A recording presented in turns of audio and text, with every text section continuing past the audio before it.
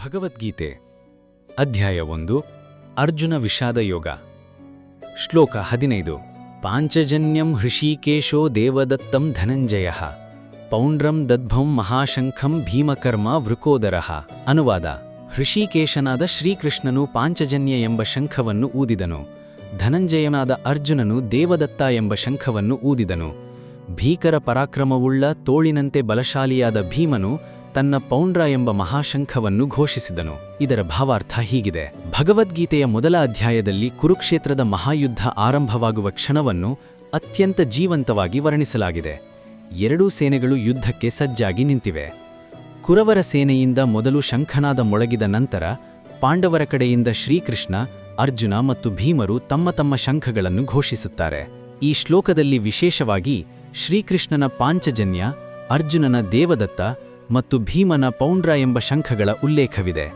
ಈ ಶಂಖನಾದವು ಕೇವಲ ಯುದ್ಧದ ಆರಂಭವನ್ನು ಸೂಚಿಸುವ ಶಬ್ದವಲ್ಲ, ಅದು ಧರ್ಮ, ಧೈರ್ಯ, ಕರ್ತವ್ಯ ಮತ್ತು ದೈವಿಕ ಸಂಕಲ್ಪದ ಘೋಷಣೆಯಾಗಿದೆ. ಶ್ರೀಕೃಷ್ಣರನ್ನು ಇಲ್ಲಿ ಹೃಷೀಕೇಶ ಎಂದು ಕರೆಯಲಾಗಿದೆ. ಹೃಷಿಕ ಎಂದರೆ ಇಂದ್ರಿಯಗಳು, ಈಶ ಎಂದರೆ ಅಧಿಪತಿ. ಅಂದರೆ ಹೃಷೀಕೇಶ ಎಂದರೆ ಎಲ್ಲಾ ಇಂದ್ರಿಯಗಳ ಒಡೆಯನು. ಈ ಹೆಸರಿನ ಮೂಲಕ ಒಂದು ಮಹತ್ವದ ಸಂದೇಶ ಅಡಗಿದೆ. ಮನುಷ್ಯನ ಜೀವನದಲ್ಲಿ ಇಂದ್ರಿಯಗಳು ನಿಯಂತ್ರಣದಲ್ಲಿದ್ದರೆ ಮಾತ್ರ ಅವನು ಸರಿಯಾದ ನಿರ್ಧಾರಗಳನ್ನು ತೆಗೆದುಕೊಳ್ಳಲು ಸಾಧ್ಯ. ಕಾಮ, ಕ್ರೋಧ, ಲೋಭ, ಮೋಹ, ಮದ ಮತ್ತು ಮತ್ಸರ ಎಂಬ ಅಂತರಂಗದ ಶತ್ರುಗಳನ್ನು ಜಯಿಸುವುದೇ ನಿಜವಾದ ವಿಜಯ. ನಮ್ಮ ಮನಸ್ಸು ದೇವರ ಮಾರ್ಗದರ್ಶನದಲ್ಲಿದ್ದರೆ ಜೀವನದ ಯಾವುದೇ ಸಂಕಷ್ಟವನ್ನು ಸಮರ್ಥವಾಗಿ ಎದುರಿಸಬಹುದು. ಆದ್ದರಿಂದ ಯುದ್ಧ ಆರಂಭವಾಗುವ ಮೊದಲು ಹೃಷೀಕೇಶನಾದ ಶ್ರೀಕೃಷ್ಣನ ಶಂಖನಾದವು ಧರ್ಮವೇ ಮಾರ್ಗದರ್ಶಕ ಎಂಬ ಸಂದೇಶವನ್ನು ಜಗತ್ತಿಗೆ ಸಾರುತ್ತದೆ. ಅರ್ಜುನನನ್ನು ಈ ಶ್ಲೋಕದಲ್ಲಿ ಧನಂಜಯ ಎಂದು ಕರೆಯಲಾಗಿದೆ. ಸಾಮಾನ್ಯವಾಗಿ ಇದರ ಅರ್ಥ ಸಂಪತ್ತನ್ನು ಜಯಿಸಿದವನು ಎಂದು ಹೇಳಲಾಗುತ್ತದೆ. ಆದರೆ ಭಗವದ್ಗೀತೆಯ ಆಳವಾದ ಅರ್ಥದಲ್ಲಿ ನಿಜವಾದ ಸಂಪತ್ತು ಎಂದರೆ ಹಣವಲ್ಲ. ಜ್ಞಾನ, ಸತ್ಯ, ಧರ್ಮ, ವಿನಯ ಮತ್ತು ಉತ್ತಮ ಗುಣಗಳು ಇವುಗಳನ್ನು ಸಂಪಾದಿಸಿದ ವ್ಯಕ್ತಿಯೇ ನಿಜವಾದ ಧನಿಕ. ಅರ್ಜುನನು ಕೇವಲ ಶ್ರೇಷ್ಠ ಯೋಧನಾಗಿರಲಿಲ್ಲ. ಗುರುಗಳ ಮೇಲಿನ ಗೌರವ, ಧರ್ಮದ ಮೇಲಿನ ನಿಷ್ಠೆ ಮತ್ತು ಭಗವಂತನ ಮೇಲಿನ ಭಕ್ತಿಯನ್ನು ಹೊಂದಿದ್ದ ಮಹಾನ್ ವ್ಯಕ್ತಿ. ಆದ್ದರಿಂದ ಅವನ ಶಂಖವಾದ ದೇವದತ್ತ ಎಂಬ ಹೆಸರು ಕೂಡ ದೈವಾನುಗ್ರಹದ ಸಂಕೇತವಾಗಿದೆ. ದೇವರಿಂದ ದೊರೆತ ಅವಕಾಶಗಳನ್ನು ಸದುಪಯೋಗಪಡಿಸಿಕೊಂಡು ಧರ್ಮದ ಮಾರ್ಗದಲ್ಲಿ ನಡೆಯಬೇಕು ಎಂಬ ಪಾಠವನ್ನು ಇದು ಕಲಿಸುತ್ತದೆ. ಈ ಶ್ಲೋಕದಲ್ಲಿ ಭೀಮನನ್ನು ಭೀಮಕರ್ಮ ಮತ್ತು ವೃಕೋದರ ಎಂದು ಕರೆಯಲಾಗಿದೆ. ಭೀಮಕರ್ಮ ಎಂದರೆ ಭಯಂಕರ ಕಾರ್ಯಗಳನ್ನು ಮಾಡುವ ಮಹಾಪರಾಕ್ರಮಿ. ವೃಕೋದರ ಎಂದರೆ ತೋಳಿನಂತೆ ಬಲಷ್ಟ ಹೊಟ್ಟೆಯುಳ್ಳ ಭೀಮ. ಭೀಮನ ದೈಹಿಕ ಶಕ್ತಿಯ ಜೊತೆಗೆ ಅವನ ಧೈರ್ಯ, ನಿಷ್ಠೆ ಮತ್ತು ನ್ಯಾಯಕ್ಕಾಗಿ ಹೋರಾಡುವ ಮನೋಭಾವವನ್ನು ಈ ಹೆಸರುಗಳು ಪ್ರತಿಬಿಂಬಿಸುತ್ತವೆ. ಅವನು ಊದಿದ ಪೌಂಡ್ರ ಎಂಬ ಮಹಾಶಂಖವು ಅನ್ಯಾಯದ ವಿರುದ್ಧ ನಿರ್ಭಯವಾಗಿ ನಿಲ್ಲುವ ಸಂಕಲ್ಪದ ಸಂಕೇತವಾಗಿದೆ. ಜೀವನದಲ್ಲಿ ಅನ್ಯಾಯ ಕಂಡಾಗ ಮೌನವಾಗಿರುವುದು ಸರಿಯಲ್ಲ. ಸತ್ಯ ಮತ್ತು ನ್ಯಾಯಕ್ಕಾಗಿ ಧೈರ್ಯದಿಂದ ಧ್ವನಿ ಎತ್ತಬೇಕು ಎಂಬ ಸಂದೇಶವನ್ನು ಭೀಮನ ಶಂಖನಾದ ನೀಡುತ್ತದೆ. ಈ ಶ್ಲೋಕದಲ್ಲಿ ಉಲ್ಲೇಖವಾಗಿರುವ ಮೂರೂ ಶಂಖಗಳಿಗೂ ವಿಭಿನ್ನ ಹೆಸರುಗಳಿವೆ. ಇದು ಪ್ರತಿಯೊಬ್ಬ ವ್ಯಕ್ತಿಯೂ ತನ್ನದೇ ಆದ ವಿಶೇಷತೆ, ಸಾಮರ್ಥ್ಯ ಮತ್ತು ಜೀವನದ ಉದ್ದೇಶವನ್ನು ಹೊಂದಿದ್ದಾನೆ ಎನ್ನುವುದನ್ನು ಸೂಚಿಸುತ್ತದೆ.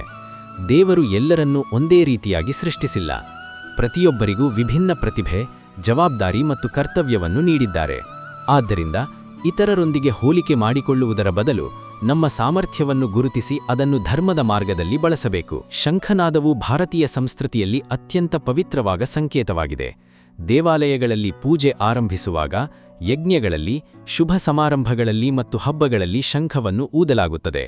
ಶಂಖದ ಧ್ವನಿಯು ನಕಾರಾತ್ಮಕತೆಯನ್ನು ದೂರಮಾಡಿ ಮನಸ್ಸಿನಲ್ಲಿ ಧೈರ್ಯ, ಶಾಂತಿ ಮತ್ತು ಪವಿತ್ರತೆಯನ್ನು ಉಂಟುಮಾಡುತ್ತದೆ ಎಂದು ನಮ್ಮ ಸಂಪ್ರದಾಯ ಹೇಳುತ್ತದೆ. ಕುರುಕ್ಷೇತ್ರದಲ್ಲಿ ಮೊಳಗಿದ ಈ ಶಂಖನಾದವು ಕೇವಲ ಯುದ್ಧದ ಕರೆಯಲ್ಲ, ಅದು ಧರ್ಮದ ಪುನಃಸ್ಥಾಪನೆಗಾಗಿ ಮೊಳಗಿದ ದಿವ್ಯ ಘೋಷಣೆಯಾಗಿದೆ. ಈ ಶ್ಲೋಕವು ಇಂದಿನ ಜೀವನಕ್ಕೂ ಅತ್ಯಂತ ಪ್ರಸಕ್ತವಾಗಿದೆ. ನಮ್ಮ ಜೀವನವೂ ಒಂದು ಯುದ್ಧಭೂಮಿಯಂತೆಯೇ. ಪ್ರತಿದಿನ ನಾವು ಅನೇಕ ಸವಾಲುಗಳು, ಸಮಸ್ಯೆಗಳು, ಸ್ಪರ್ಧೆಗಳು ಮತ್ತು ನಿರ್ಧಾರಗಳನ್ನು ಎದುರಿಸುತ್ತೇವೆ. ಕೆಲವು ಸಾರಿ ಭಯ, ಆತಂಕ, ನಿರಾಶೆ ಮತ್ತು ಗೊಂದಲಗಳು ನಮ್ಮನ್ನು ಆವರಿಸುತ್ತವೆ. ಅಂತಹ ಸಂದರ್ಭಗಳಲ್ಲಿ ಶ್ರೀಕೃಷ್ಣನಂತೆ ದೇವರ ಮಾರ್ಗದರ್ಶನವನ್ನು ಸ್ವೀಕರಿಸಬೇಕು. ಅರ್ಜುನನಂತೆ ಕರ್ತವ್ಯವನ್ನು ಪ್ರಾಮಾಣಿಕವಾಗಿ ನಿರ್ವಹಿಸಬೇಕು. ಭೀಮನಂತೆ ಧೈರ್ಯದಿಂದ ಸಮಸ್ಯೆಗಳನ್ನು ಎದುರಿಸಬೇಕು. ಆಗ ಮಾತ್ರ ಜೀವನದಲ್ಲಿ ಯಶಸ್ಸು ಮತ್ತು ಆತ್ಮಸಂತೃಪ್ತಿ ದೊರೆಯುತ್ತದೆ. ಇನ್ನೊಂದು ಮುಖ್ಯ ಸಂದೇಶವೆಂದರೆ ಯಾವುದೇ ಮಹತ್ತರ ಕಾರ್ಯವನ್ನು ಆರಂಭಿಸುವ ಮೊದಲು ಮನಸ್ಸನ್ನು ಸಿದ್ಧಗೊಳಿಸಬೇಕು. ಶಂಖನಾದವು ಯುದ್ಧಕ್ಕೆ ದೈಹಿಕ ಸಿದ್ಧತೆಯಷ್ಟೇ ಅಲ್ಲ, ಮಾನಸಿಕ ಮತ್ತು ಆಧ್ಯಾತ್ಮಿಕ ಸಿದ್ಧತೆಯನ್ನು ಸೂಚಿಸುತ್ತದೆ. ಜೀವನದಲ್ಲಿ ಯಾವುದೇ ಗುರಿಯನ್ನು ಸಾಧಿಸಲು ಆತ್ಮವಿಶ್ವಾಸ, ಶಿಸ್ತು, ದೇವರ ಮೇಲಿನ ಭಕ್ತಿ ಮತ್ತು ನಿರಂತರ ಪರಿಶ್ರಮ ಅಗತ್ಯ. ಈ 4 ಗುಣಗಳಿದ್ದರೆ ಎಷ್ಟೇ ದೊಡ್ಡ ಅಡೆತಡೆ ಬಂದರೂ ಅದನ್ನು ಜಯಿಸಬಹುದು. ಈ ಶ್ಲೋಕವು ನಮಗೆ ಇನ್ನೊಂದು ಅಮೂಲ್ಯ ಪಾಠವನ್ನು ನೀಡುತ್ತದೆ. ಒಬ್ಬ ವ್ಯಕ್ತಿ ಎಷ್ಟೇ ಪ್ರತಿಭಾವಂತನಾಗಿದ್ದರೂ ದೈವಿಕ ಮಾರ್ಗದರ್ಶನವಿಲ್ಲದೆ ಸಂಪೂರ್ಣ ಯಶಸ್ಸು ಸಾಧ್ಯವಲ್ಲ. ಶ್ರೀಕೃಷ್ಣನು ಅರ್ಜುನನ ಸಾರಥಿಯಾಗಿರುವುದು, ದೇವರು ನಮ್ಮ ಜೀವನದ ಸಾರಥಿಯಾದರೆ ನಮ್ಮ ಜೀವನದ ರಥವು ಸರಿಯಾದ ದಾರಿಯಲ್ಲಿ ಸಾಗುತ್ತದೆ ಎಂಬ ಸಂಕೇತವಾಗಿದೆ. ನಾವು ನಮ್ಮ ಅಹಂಕಾರವನ್ನು ಬಿಟ್ಟು ದೇವರಲ್ಲಿ ಶರಣಾಗತಿ ಹೊಂದಿದಾಗ ಜೀವನದ ಕಠಿಣ ಪರಿಸ್ಥಿತಿಗಳಲ್ಲೂ ಸರಿಯಾದ ದಾರಿ ಕಂಡುಕೊಳ್ಳಬಹುದು. ಇಂದಿನ ಸಮಾಜದಲ್ಲಿ ಅನೇಕ ಜನರು ಒತ್ತಡ, ಆತಂಕ ಮತ್ತು ನಿರಾಶೆಯಿಂದ ಬಳಲುತ್ತಿದ್ದಾರೆ. ಈ ಶ್ಲೋಕವು ಅವರಿಗೆ ಹೊಸ ಆಶಾಭರವನ್ನು ನೀಡುತ್ತದೆ. ನಮ್ಮ ಮನಸ್ಸು ದೇವರಲ್ಲಿರಲಿ, ನಮ್ಮ ಕಾರ್ಯ ಧರ್ಮದ ಮಾರ್ಗದಲ್ಲಿರಲಿ ಮತ್ತು ನಮ್ಮ ಹೃದಯ ಧೈರ್ಯದಿಂದ ತುಂಬಿರಲಿ. ಆಗ ಯಾವುದೇ ಸಮಸ್ಯೆಯೂ ನಮ್ಮನ್ನು ಸೋಲಿಸಲಾರದು. ಪ್ರತಿಯೊಂದು ಸವಾಲು ನಮಗೆ ಹೊಸ ಪಾಠವನ್ನು ಕಲಿಸುತ್ತದೆ ಮತ್ತು ದೇವರ ಮೇಲೆ ಇನ್ನಷ್ಟು ವಿಶ್ವಾಸ ಬೆಳೆಸುತ್ತದೆ. ಮುಂದಿನ ಸಂಚಿಕೆಯಲ್ಲಿ 16ನೇ ಶ್ಲೋಕವನ್ನು ಆಳವಾಗಿ ತಿಳಿಯೋಣ. ಹರೇ ರಾಮ, ರಾಮ ರಾಮ, ಹರೇ ಹರೇ, ಹರೇ ಕೃಷ್ಣ, ಕೃಷ್ಣ ಕೃಷ್ಣ, ಹರೇ ಹರೇ.